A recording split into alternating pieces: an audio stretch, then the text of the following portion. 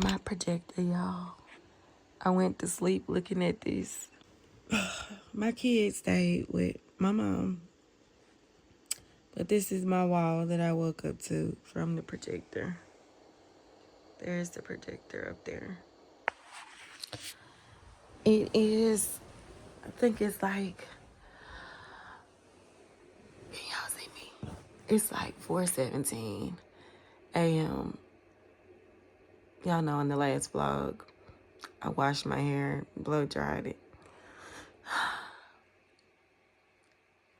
I got some good sleep. Like I said, my baby ended up staying with my mom. Won't you guide my sleigh tonight? Them how the reindeer. So I actually been up since 2 a.m. and I just been laying here just kind of thinking, getting my thoughts together. I edited a vlog, which will be up before this one. I'm trying to stay on track with vlogmas. But I have absolutely nothing else to do. I feel well rested.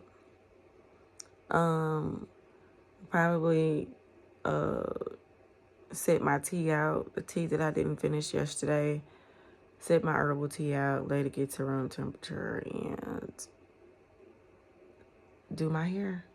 I see my little Christmas tree by my bed.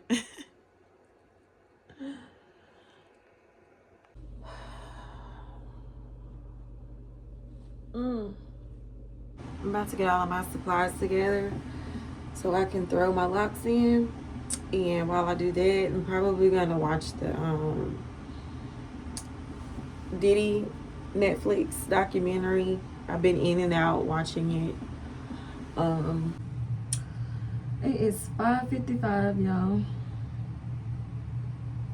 I started my head, I think around 4, maybe 4:30, 4:40-ish, somewhere around there.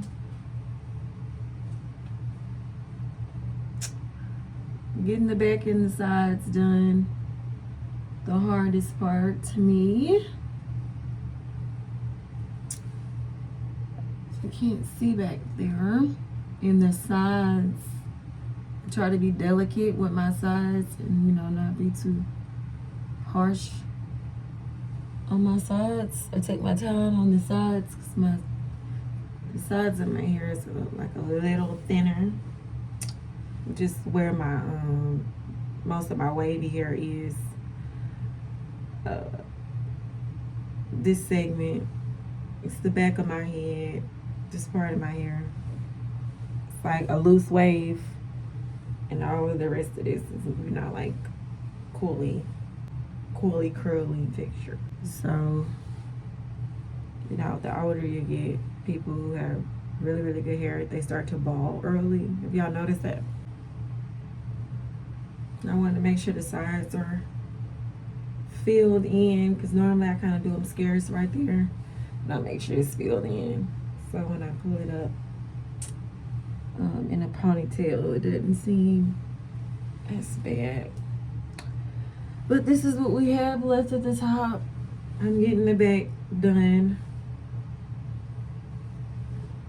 We have 1, 2,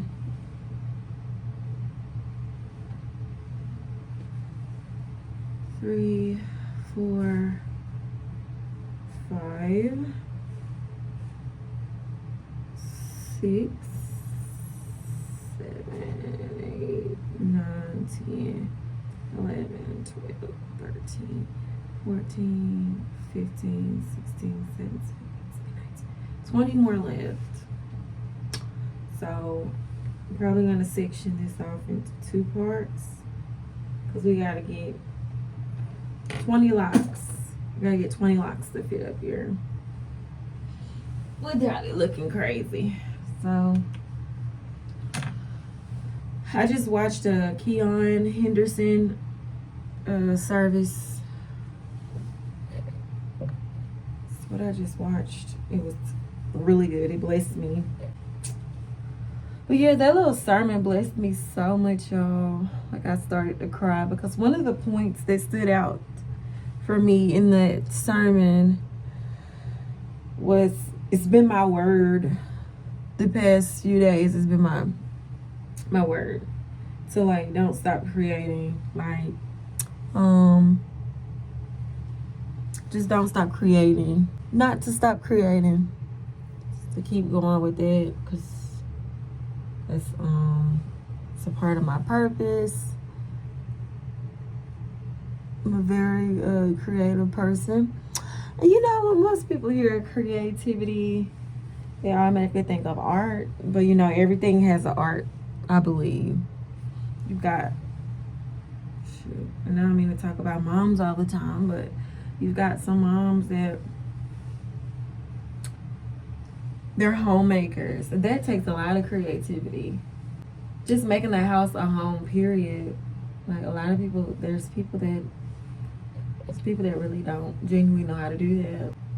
So for me, it's not just creating videos. It's not just writing poetry. It's not just getting on a stage,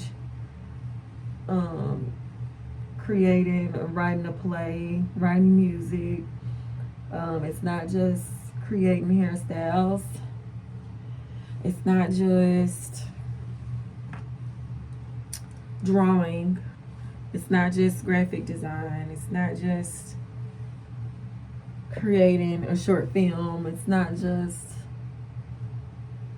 creating clothing pieces from scratch. It's not just creating oils. It's not just creating products. Art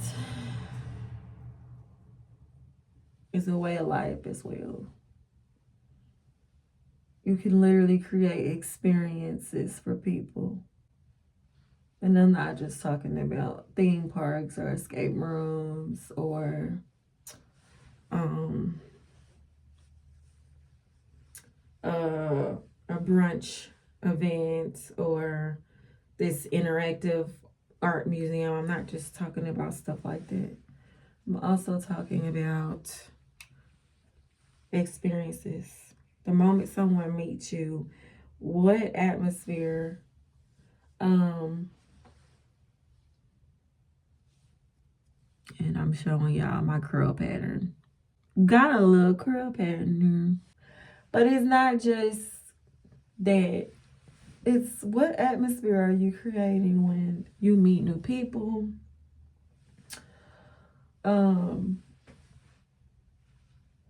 What friendships are you creating and what kind? Like, there's a lot of things you can create outside of art. Like I said, every aspect of life has a art form.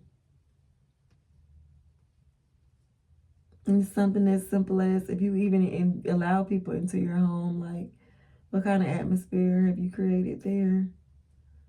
Are that only you can bring, you know?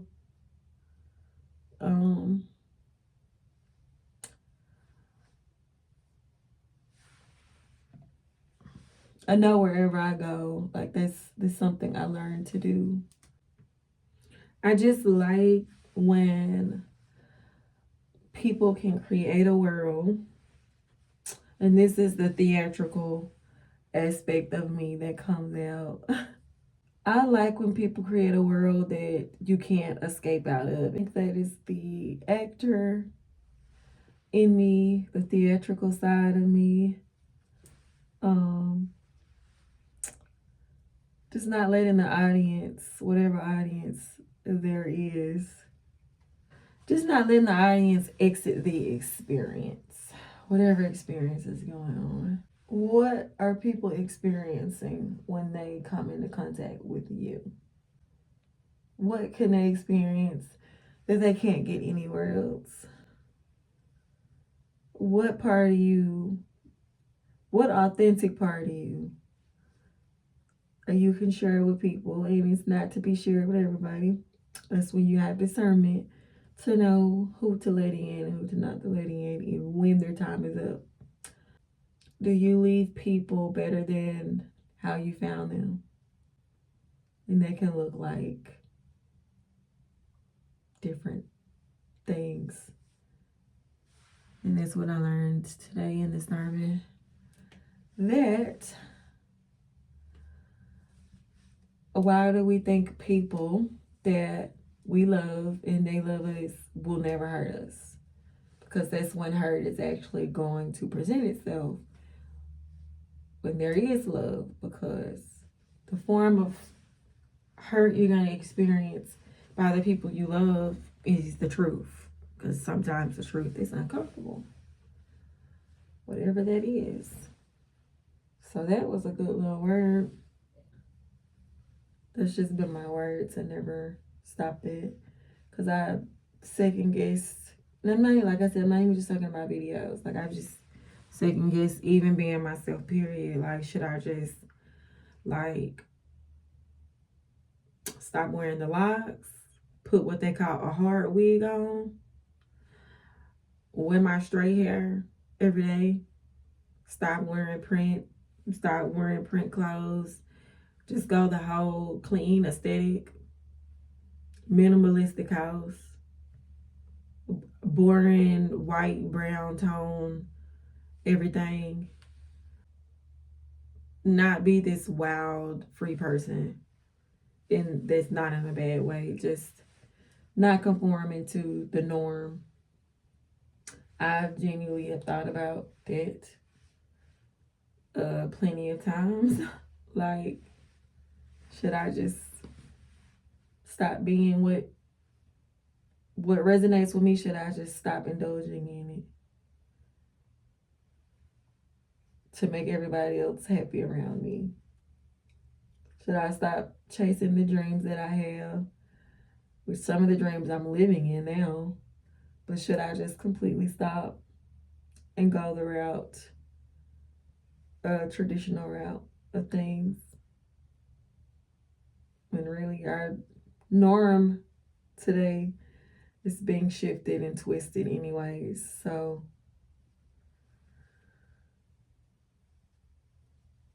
I mean, I might as well say myself. I think the time we're coming up in dark times, we need people like me. People are going to crave authenticity. I've thought about stepping out of my authenticity, and that's been my word as well. Not to. It's okay to switch up. It's okay to pivot. Just some thoughts that I be having. I am done with my hair, finally. I just oiled my scalp, of course, with some of my Bayou oil. You guys have to check that out on my website. But yeah, I'm done. My website is there if you guys are interested in buying some oil. It is a multi-purpose oil. So it's for your skin, your hair, your nails. You can put it in your bath water. You can use it on your beard. You can use it a lot of places. Just not, I wouldn't recommend using it internally. So be sure to check me out on my website. I have my own personal bottle here that I have in this little container that I mixed. And this is a bigger bottle, so that's why I have this kind of bottle. And then still working on my little body butters. This one smells good. It's a rose scent. Still working on this. I like it, but I want it to be perfect. And yeah. And so yeah. But I am done. Y'all, thanks for coming to my little TED Talk.